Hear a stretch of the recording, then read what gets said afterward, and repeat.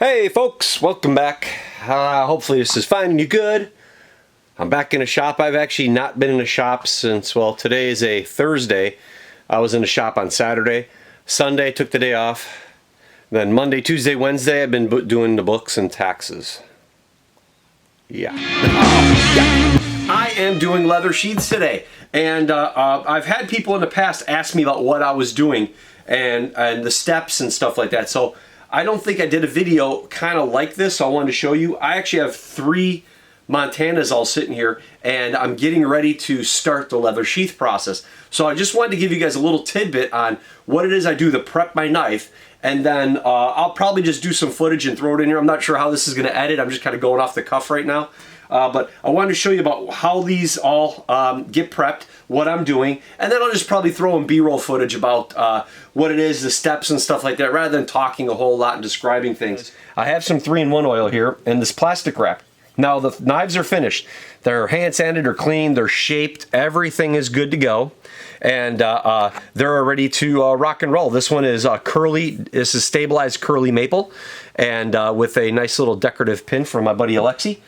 So what I do first is I put a little bit of 3-in-1 oil on the blades, and I want to rub this down with my finger and on both sides. It's not a heavy coating, it's just a nice little coating that I'll put on each one of these blades, because what I'm going to do is I'm going to end up wrapping the knife in plastic right here, and then that'll protect the knife during the sheath making process. This is a little 1-inch wide strip of painter's tape, and I'll show you what I need that in a second. So what I'm doing is I'm just wrapping the knife up in the plastic wrap, just like this. Now this does a couple of things. One, it's keeping the oil sealed up and wrapped up in there, but it's also adding a little bit of a protective coat over the knife as I start to work it and fit it in the sheath. I don't necessarily completely wet form my sheaths. I did some of that in the past, but I found it a little bit, I don't wet the leather in water, I should say. I will wet form the leather sheath when I dye it. I will use the dye as my wet forming media. Some guys actually just wet the leather with water and they form it and then they let it set and dry. I had done that in the past, but I didn't find it very time efficient, I should say, because I didn't want to dye the leather sheath when it was wet. I wanted to let it dry, so it just meant I had to wait longer. So basically this is what I'm doing. It's all wrapped up in plastic with a little bit of oil on the blade, kind of on the belly right here, as well as the spine. I wrap it in plastic, and now it's protected, so it's not going to get scratched, scuffed, stained, anything like that. So, alrighty gang, so I got all 3 wrapped up. There we go. Now, I've mentioned this in one of my other videos in the past, is having a stencil of some sorts. It's kind of nice to have a stencil to go with. You can work on it. This is regular graph paper, and you draw it out, you make notes. You know, I put notes on this, so if I do this side, this part's up if it's a left-handed sheath, this if it's a right-handed sheath, and then I just make the notes on, I want my strap to be 6 inches long. So what I do is I take this and I transfer it on a piece of leather, but I usually transfer it and I make it larger than what I need. And this is a perfect example. You see the lines right there, the ink lines right here, and I make this larger than I need it to be. Then what I do is I end up starting to cut and shape the top of the sheath right here. I kind of start rough cutting all of this. Now, I would recommend going back to one of my Knife Making 101 series that I did about tools. One of the things, of course, a mallet of some sorts. They got these, which are fairly expensive. They got ones that are white and they're a little bit nicer, but they're rounded. But I like those. But then it's these little punches like this. And I have 3 different sizes. This is 1.5 inches, and this is the one I use to get my belt loop. This is the one I use for that right there. I punch that, that's good to go. I use this one, this is the 3/4 inch, and I use this for my insides right here because you want this to be nice and curved. So I'll use that, and then I'll use a straight edge and I'll join those 2 together, and I'll just cut this straight line. I don't use a skiv, a knife like that. I actually just use a Stanley knife.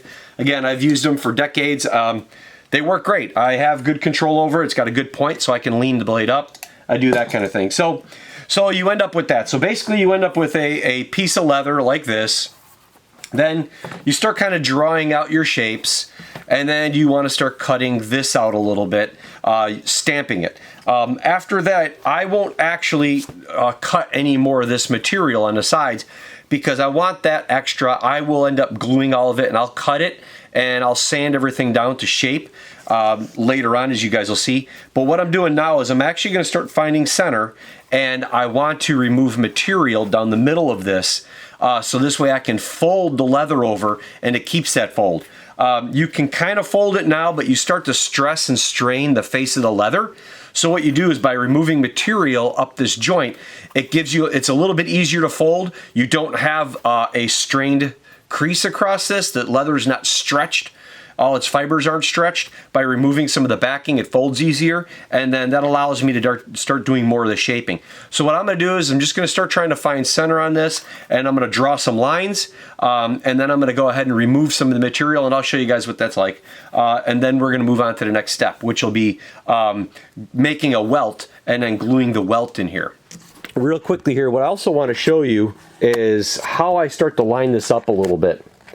And so I'm laying this all out. You can see I'm going to have enough room around here. I'm going to put my welt in there.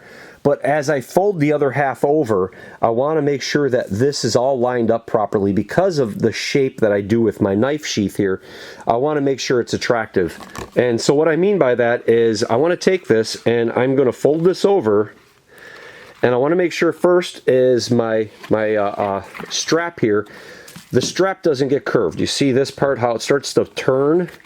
You don't want it to start looking like this. It starts to turn a little bit too much. You want to make sure that's kind of flat like that. So I know right now this is pretty much how I want my sheath. The next thing is I'm going to know how far do I want my knife to sit. There's two reasons for this. One, you don't want it to sit so far in that, you know, you're trying to pull it out. I know a lot of the bushcrafting knives and the guys that do that, the knife, there's only about 1.5 inches that sticks out. I don't like that. I want to be able to at least get my top 3 fingers in to grab that knife. I want to be able to at least grab it like that. So if this knife was sitting in like this and the belt loop's over, I can grab with these 3 fingers. I can grab just like this, and as I pull it out, my forefinger will land right in the groove, in the throat of the knife sheath. So that's what I'm going to do, is I'm going to start playing with that a little bit. But right now I found center, and that's what it is. And you want to make sure you have plenty of room, as you're going to see in there. You can see, hopefully you'll see that right there. You'll be able to see, let me get a little contrasting there. See how much leather I have to the left? Right here, that's good. That's plenty. I'd rather have extra and cut it and shape it and do all that than just be super tight and not successful. So I just wanted to share that angle with you. So what I'm going to do is I'm just going to take my pen. I have center right here. So I am going to mark that right quick with the pen, and then I'm going to be able to follow right down here, and I'm going to use the pen and I'm going to mark this little spot right there. See, I got a pen mark right there. And I got a pen mark right here. So then when I open this up, I am going to take this pen mark it right there. I'm going to take this one, and what I'm going to do, I'm not going to draw there because I don't want ink or anything showing up on that. But what I am going to do is I'm going to line it all up just like this and just like this. And I'm going to draw a pen line right down here. So that's going to be the center of my sheath. That's going to be the center of my sheath. And now I'm going to start removing the material in there. I'm only going to go up to here because I don't want those grooves or anything to be seen up here. I'm only going to go up this high, and I'm going to cut that leather out.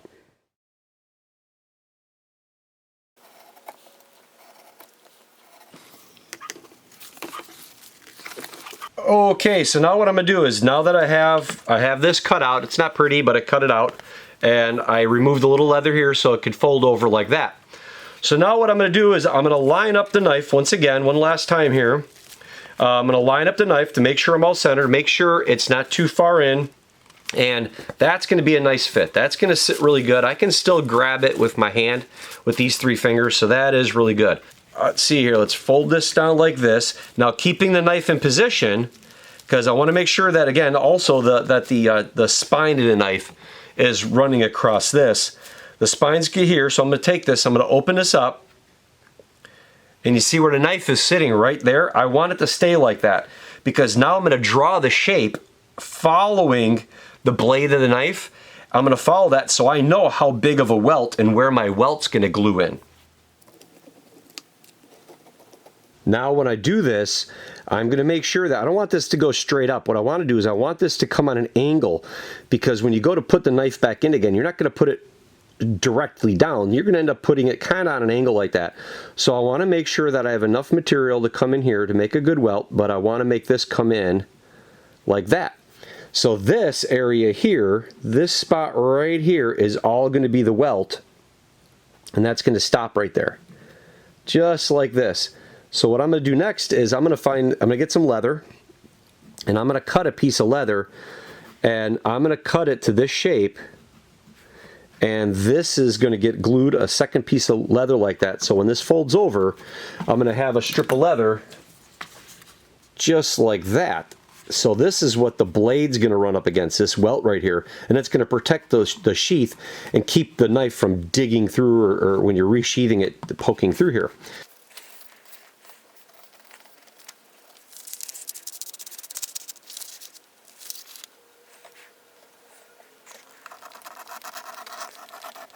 Okay, so we got our leather welt here. I have it cut up here. That's good to go. This will all get cut and shaped better later on, but we have our shape just like this. Now the only thing I'm going to do is make sure that I can fold it over, it's all good, and that I don't have too much leather in here, which I don't. It lays nice and flat. So the next thing is now that we have our welt taken care of, what I'm also going to do now is fold this back over again, and I want to see where it is that this is going to fold, because then I got to know where I'm going to glue and stitch this. Now, my strap is too big. I'm not going to keep it this long. I'm actually going to cut off about an inch or so right there.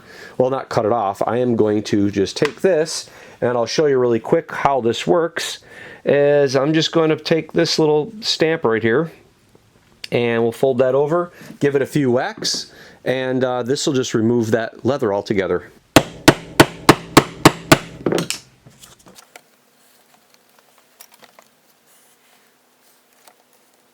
All right, what I'm doing now is I just drew this little pencil mark right here. I'm drawing this little area because this is going to be where I'm going to, I'm actually going to use it, hopefully it'll show up, there it is. This right here, I'm actually going to scrape this leather. This is the smooth part, so I'm going to scrape this and make it rough, kind of like the outside of this is. And this is what, I'll scrape this, these will glue together. That'll be my glue area, but then it's also going to be my stitch area. And then after this is glued and it dries, I'm going to mark this, and I'm going to roll it, I'm going to stitch this, and then that'll be completed, because then I can stamp my maker's mark on the back of this, and then I can glue the welt in.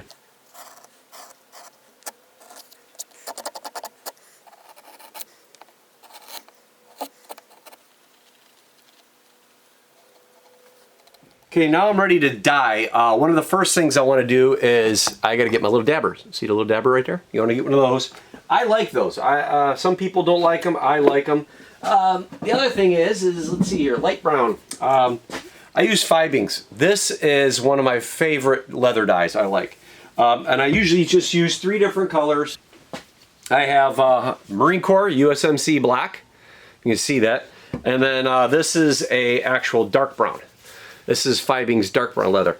So these 3 sheaths are going to all be a brown, a mahogany, a light brown, dark brown kind of mix. And the reason why I say that is I start with light brown. I'll start with a light brown leather dye, and I apply it over the whole leather sheath. It gets wet. Then I go and I'll put the knife inside it. After I dye everything and the leather's still damp, I stick the knife inside it. I start to form it to the knife.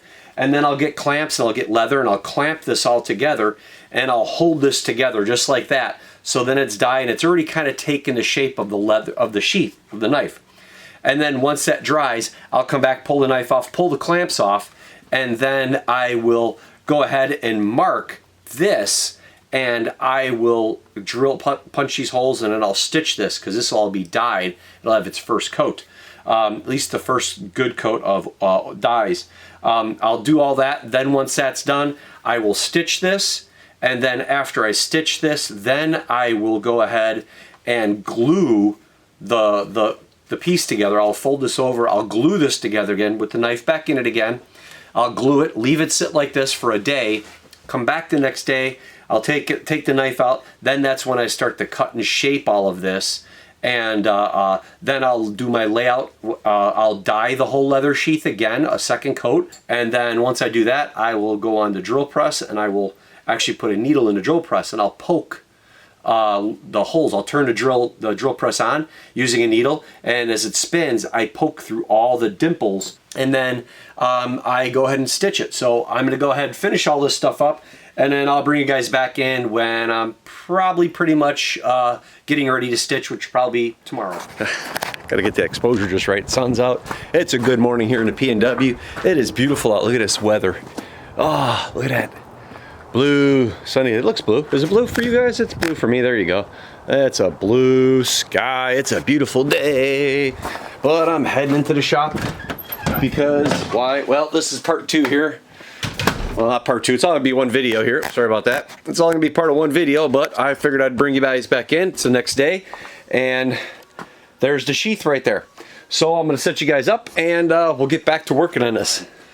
So I clamped it all up. Yes, this little octopus here is my clamped up sheath. As you guys saw, I did the stitching for the back of the loop here.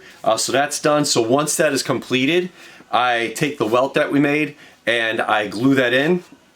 I use the barge, and you apply barge. If you're not familiar with the contact cement, you want to apply the barge on both pieces of material and then let it set up so it gets really tacky. So if you could touch it, you feel stickiness, but nothing really comes off on your finger. I take that, then I clamp that on there. I squeeze it really tight. Again, you don't want the gaps, because sometimes, if I think I mentioned it just a little while ago, is the barge. You want to make sure it's really smooth and even, and you want to clamp it really well. And I use strips of leather. I'll take the fuzzy part, the suede part of the leather, and I'll put that down towards the leather sheath and use the smooth part up.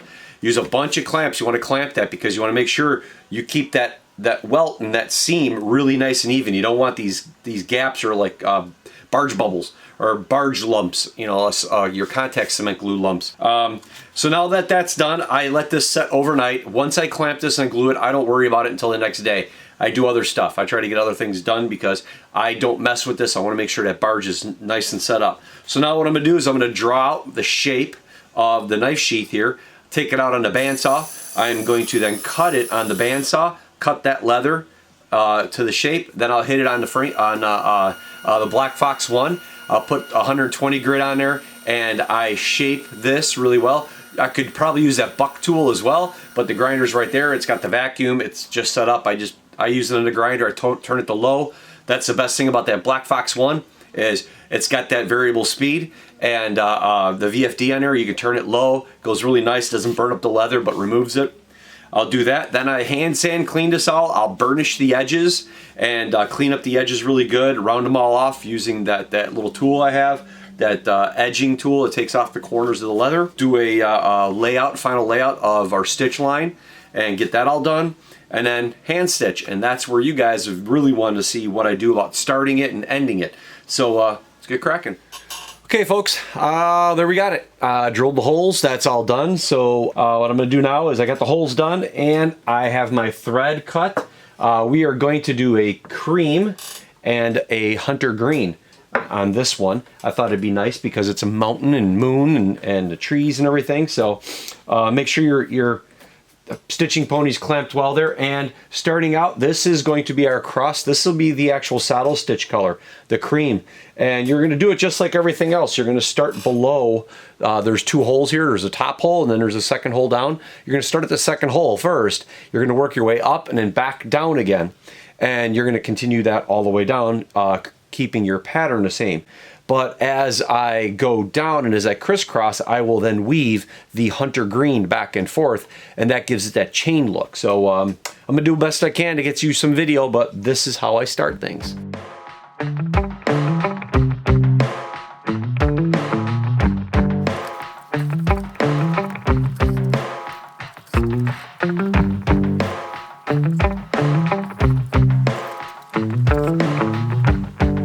Okay, I've got my last 2 holes here.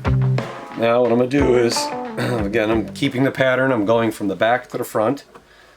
I draw that nice and tight. Again, picking this one up, feed that in.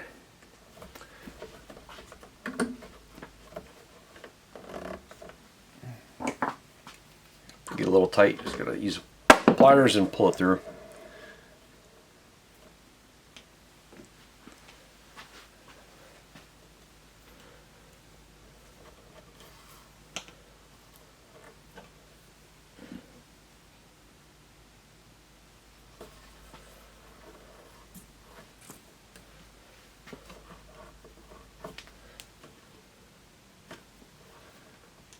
So again, here's my last beige thread for my saddle stitch.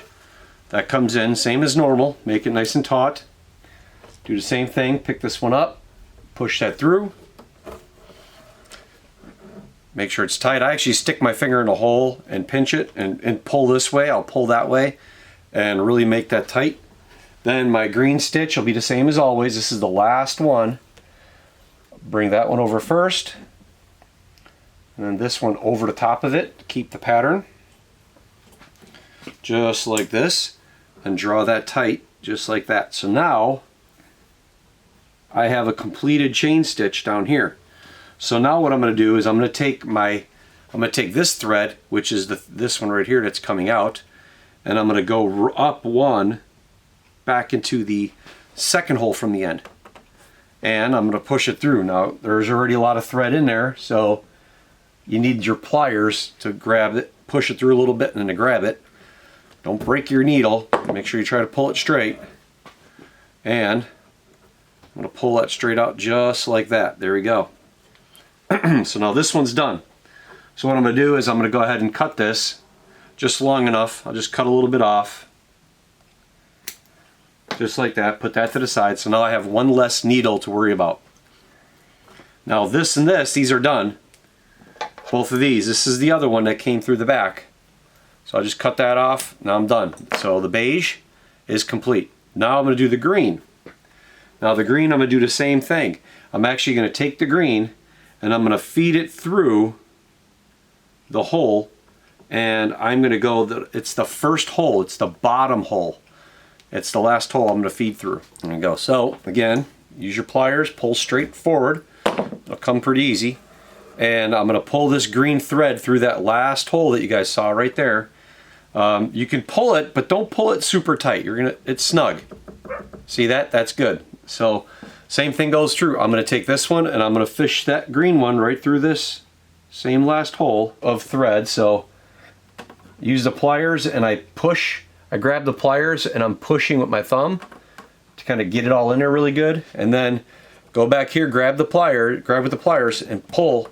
I'm using the stitching pony as leverage, and you want to pull all that up just like that. So pull all this, go pull all this out. And I'm going to tie them all off. I'm just going to tie a knot on these and then I'm going to melt them up.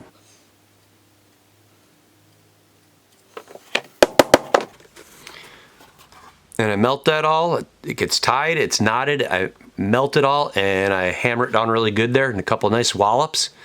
And it cleans it all up, melts it all off. That wax and everything, that thread burns. That's good to go. And there you have your stitch. So, and when I finish these off, I use I'll use my heat gun here. And what I'm doing is I'm heating up the leather.